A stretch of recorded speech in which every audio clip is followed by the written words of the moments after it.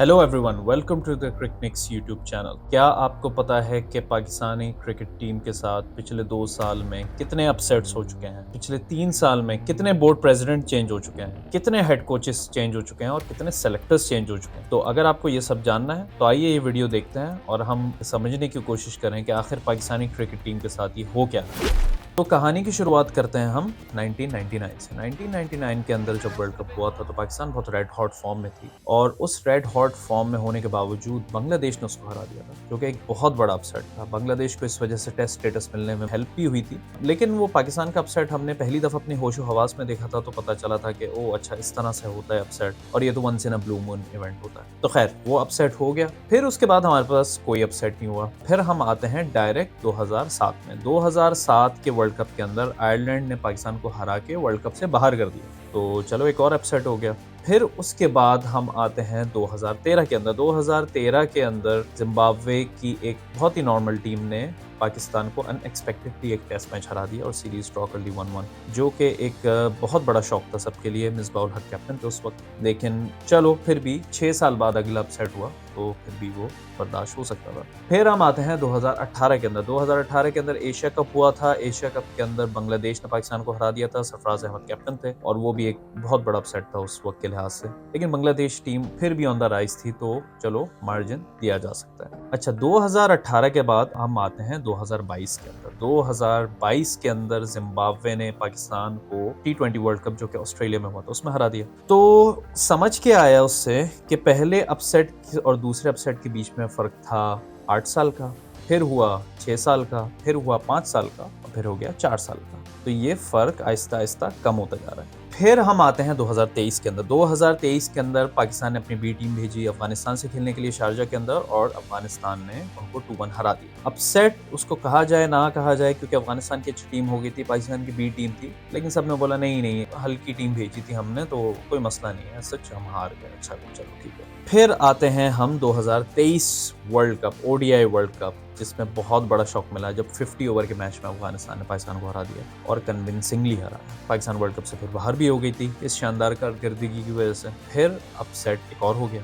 अब हम आते हैं द गोल्डन ईयर 2024। साल की शुरुआत में शायद सब लोग भूल चुके हैं, लेकिन शुरुआत के अंदर ही आयरलैंड ने पाकिस्तान को एक T20 मैच हराया था। बिल्कुल शुरू में पाकिस्तान ने बाकी फिर 2 T20 जीत के वो सीरीज जीत ली थी, लेकिन यह है कि पाकिस्तान को आयरलैंड ने T20 मैच हरा दिया था और वो हम बड़े अच्छे तरीके से भूल गए, किसी को याद नहीं, हंसी खुशी आगे बढ़ जाता है। अच्छा जी, फिर 2024 के अंदर होता है यूएस के अंदर वर्ल्ड कप। बहुत बड़ा इवेंट, दुनिया देख रही है, यूएस में पहली दफा वर्ल्ड कप हो रहा है, यूएस की टीम भी खेल रही है और हमने एक अच्छे मेहमान होने के नाते हमने उनको मैच जितवा दिया, तो पाकिस्तान यूएस से भी हार गया। अच्छा, फिर 2024 चल रहा है और बांग्लादेश टूर करती है पाकिस्तान को for 2 test match series. Simple से टेस्ट मैच सीरीज है। चांद मसूद का बयान आया है कि सारे टेस्ट मैच जीतने हैं, हमारे ज्यादातर टेस्ट मैचेस होम पे है और हम टेस्ट चैंपियनशिप के फाइनल में पहुंच जाएंगे। फिर क्या होता है? फिर होता यह है कि बांग्लादेश पाकिस्तान को दोनों टेस्ट मैच हरा देता है। तो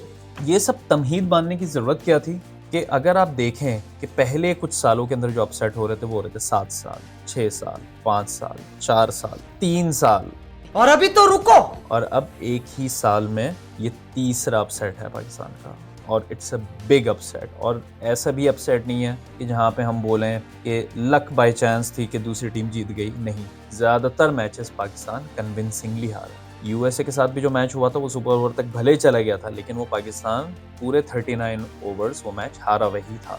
इसका क्या रीजन है? इसका रीजन ये है कि पाकिस्तान के पिछले 3 साल के अंदर 4 बोर्ड प्रेसिडेंट आए हैं, पाकिस्तान के पिछले 5 साल में 8 हेड कोचेस आए हैं और पाकिस्तान के पिछले 3 साल के अंदर 5 सेलेक्टर्स आए हैं। तो जब इतनी चेंज होगी बैक एंड के ऊपर, फ्रंट एंड आपका कभी भी स्टेबल नहीं होगा। यही मेरे ख्याल से सबसे बड़ी वजह है जो पाकिस्तान इस हालात से गुजर रही है। लेकिन देखा जाए तो इस सारे वार्निंग साइंस हमारे सामने था। हमें देखना ये चाहिए था कि हमारी जो अपसेट्स की फ्रीक्वेंसी है वो कम से कम होती जा रही है और हम लोग हार रहे हैं छोटी टीमों से। अभी तो बड़ी टीम्स की हम बात ही नहीं कर रहे, ऑस्ट्रेलिया, इंग्लैंड, इंडिया, वो तो हम बात ही नहीं कर रहे, वो तो आप छोड़ ही दें, वो तो लीग ही अलग है। वो समझे आप, वो अलग लीग में चले गए वो सब। हम लोग एक अलग लीग के अंदर हैं जहाँ पे हमारी बैटल शुरू हो गई है बांग्लादेश से, जिम्बाब्वे से, अफगानिस्तान से, आयरलैंड से, यूएसए से, कि इनसे जीत जाएं हम ताकि फिर हम उस लीग से मुकाबला करें।